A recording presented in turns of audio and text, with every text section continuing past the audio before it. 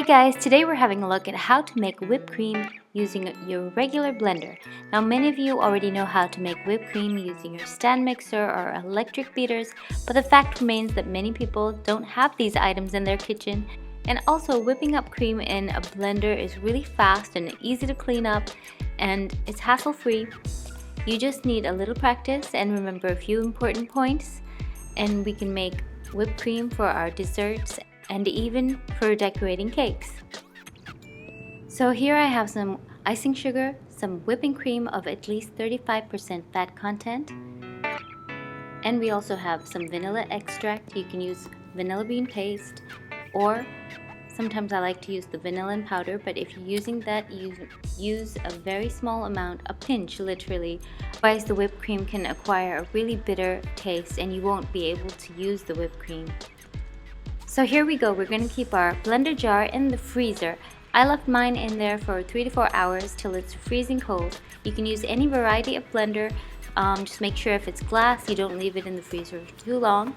I didn't leave the lid of the blender in the freezer, only the jar. Once you take out the blender from the freezer, we have to work fast. I'm adding 400 ml of whipping cream that has been chilled in the refrigerator to the blender. Now you can add more, but I would recommend not using more than a quarter of the capacity of your blender because it really needs the space for the whipping cream to be whipped up. Now the entire process is done on the highest speed setting of your blender. Always check on your progress after the first 30 seconds because different blender motors and also the time that you left the blender jar in the freezer can vary the results. I found that mine, after 30 seconds, the whipping cream is slightly thickened but not whipped. So now we're going to continue whipping on high speed, and this time you're going to really listen to your blender and listen for the changes in the noise. You will notice that there is a certain amount of friction noise that you can hear. That's the whipping cream being whipped, and at a certain point the friction noise ceases and it's just a plain blending sound. At this point you need to open your blender and check. So when I opened it up, I found that my whipping cream has been whipped and it's at the soft peak stage at the moment. So here I'm going to sweeten my whipped cream. I'm adding 4 teaspoons of icing sugar. Always tread lightly when you're using sugar and whipped cream. You can always add more later. 4 teaspoons is a very lightly sweetened whipped cream. And I'm also going to add 1/8 of a teaspoon and no more of the vanillin powder. As I mentioned earlier, it has a very strong taste, and if you use too much, your whipping cream will be wasted. So now we're going to continue blending on the high speed, and I'm checking occasionally through the little lid on the top of any regular blender to see the stiffness. And once my whipping cream looks whipped stiff, I'm going to stop.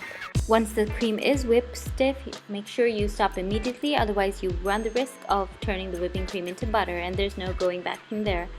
As you can see, our whipping cream has been whipped nicely. It's nice and stiff and perfect for decorating cakes or using in any type of desserts. But I am going to stick this back in the fridge and let it set for a while. It always makes the whipping cream a little firmer.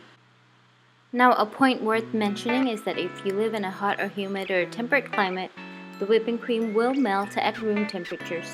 So always keep it chilled till it's ready to use, and if you decorated your cakes or your desserts with this, place your desserts in the refrigerator till it's time to serve. Another point is that if you need stabilized whipped cream to leave the dessert out at room temperature for a longer time, just use 3/4 of a teaspoon of gelatin that has been bloomed in 2 tablespoons of warm water, and once it's dissolved and cooled slightly, you can add it along to the soft stage of the whipping cream and continue whipping. You will get a stabilized whipped cream, but I tend not to use this as I don't find the need to. Don't use a larger quantity of gelatin because this can change the flavor as well as the texture of the whipped cream. So I hope you found this video useful. I'm sure this will come in handy for a few of you. If you found this useful and tried the method, please leave a comment in the comment section below. I'm really worried about the low view count on the videos that I have posted lately. I'm wondering what's going on, so if you leave a comment, I would appreciate that. Thanks for watching. Bye, see you next time.